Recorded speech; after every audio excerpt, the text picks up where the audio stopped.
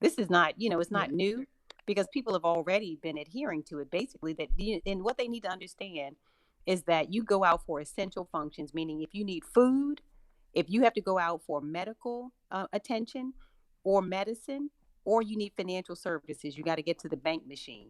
Mm. Those are the three areas that will help people if they categorize it that way. And most people have already been doing that Yeah. since we shut down the stores and the bars and restaurants, and they know they can't go to the gym.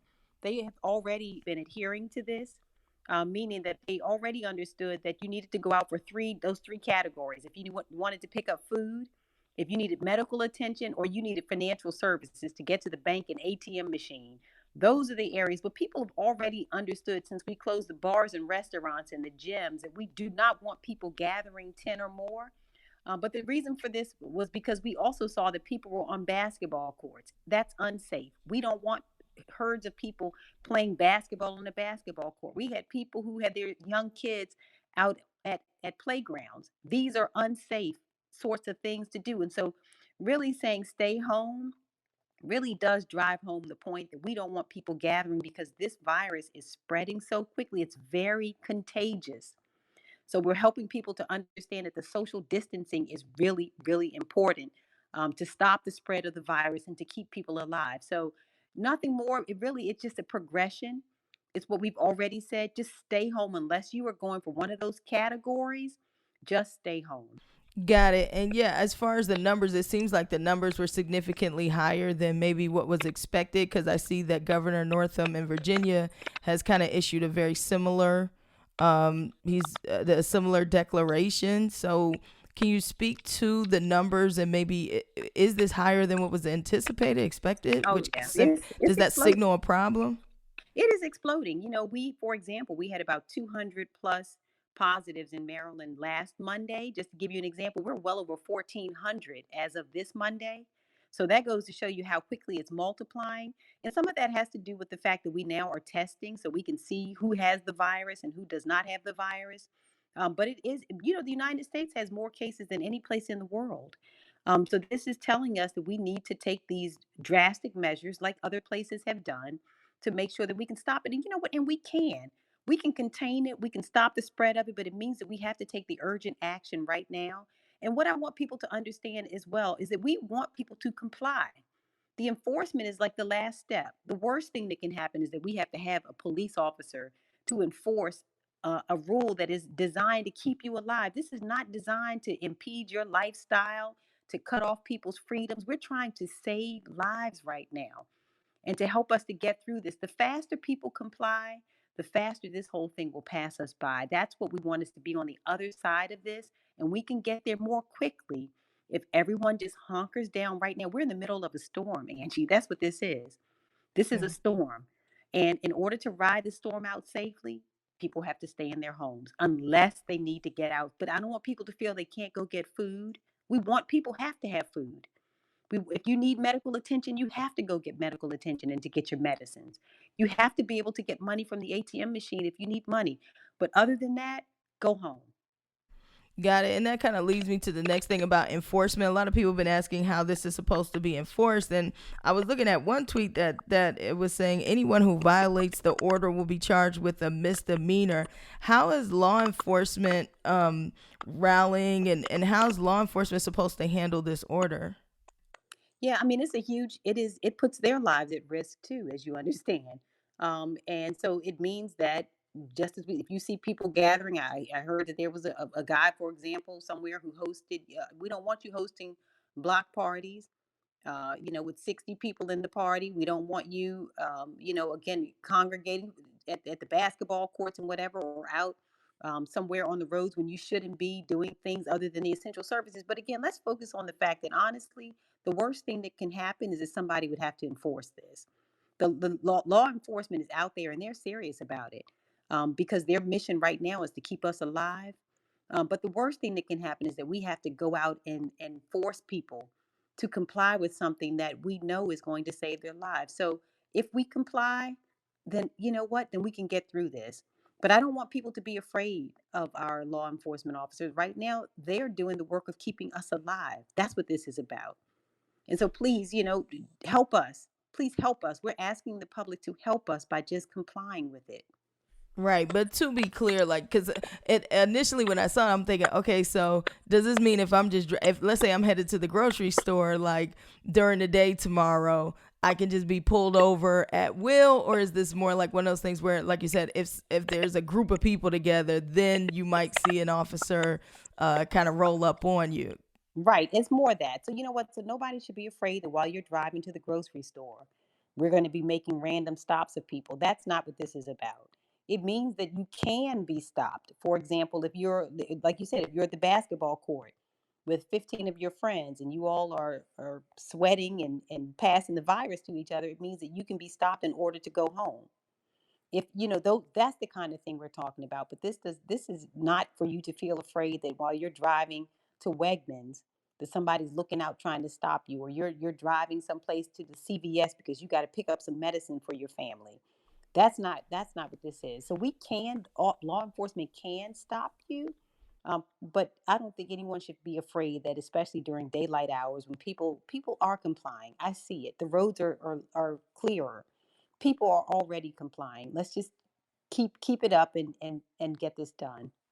Understood. And because it's funny, I went past Costco, and Costco, like right around the time that the order was issued, and Costco looked like it was the end of days. I mean, the line was wrapped around the corner. So, I wanted to make sure that we are clear with people and that they understand what this order is about and what it means, and that you're not totally confined to home. So, Yes. you know, And you know what? That's worth. You know what? I'm glad you said that. Can I just jump in? Because you know what? I hear what you're saying.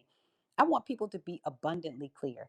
It is unnecessary to go buy out the whole grocery store. You can go to the grocery store. You can still go to Chick-fil-A. You can still go to buy the things you need. This is not that. No, you are not confined to your house. This is not a lockdown order. This is basically, unfortunately, the government having to step in and saying, let's be sensible and not have unnecessary trips places because we want to contain the virus. But I feel what you're saying. I saw the same thing. There's no need to run out and buy up everything because you can never leave your house again. That's not what we're doing here. That is not the case. And so I thank you for making that point. That's a really excellent point. Hear me on that. yeah. You can still go buy food. You can Okay. still go buy food. Yes, you don't have to buy it all today. You can go back out there tomorrow or the day after that. And Okay. that's real because there are some people who don't have money to go out today. And so let's just let's keep that in mind. And so for those people who may not have had it today, but will have it later in the week and want to go and pick up food for their families, then they can still do that. Totally. Prince George's County Executive Angela Alsobrooks, thank you so much for checking in. Thank you. Thank you for bringing clarification to all of this. It is appreciated. My dog Charlie, he got the approval. He got the okay that he can go outside. So he's Yes, he can. Listen, everybody, look, just ride with us right now. Let's ride it out together. We're going to make it through this thing together. Everybody just be still, let the storm pass so we can go on and be healthy together, okay? But thank you. Be well. got it. And in the meantime, the site at FedEx Field is open Yes, it is. by appointment.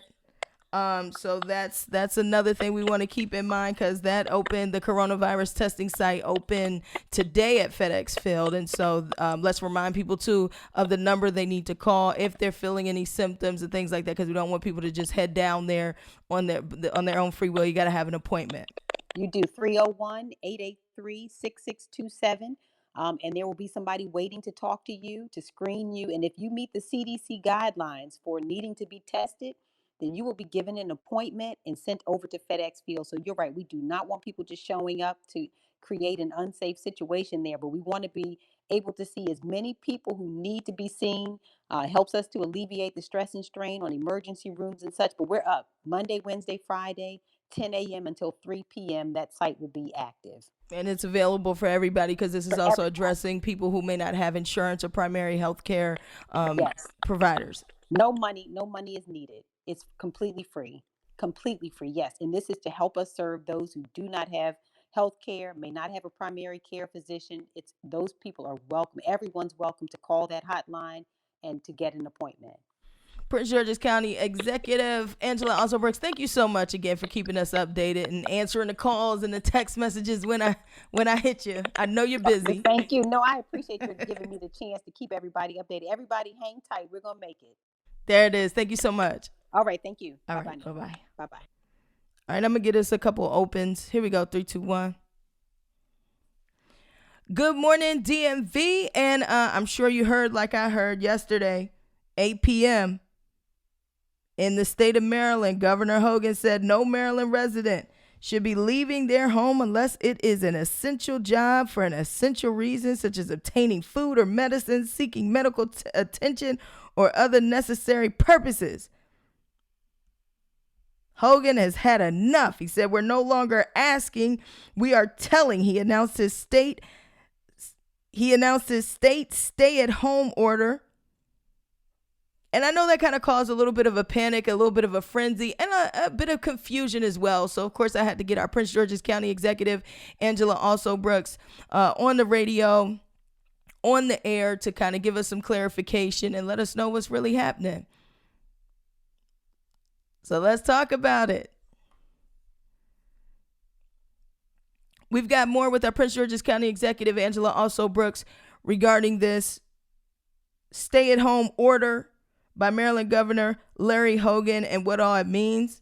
Also, Virginia Governor Northam, he also issued a similar stay-at-home order.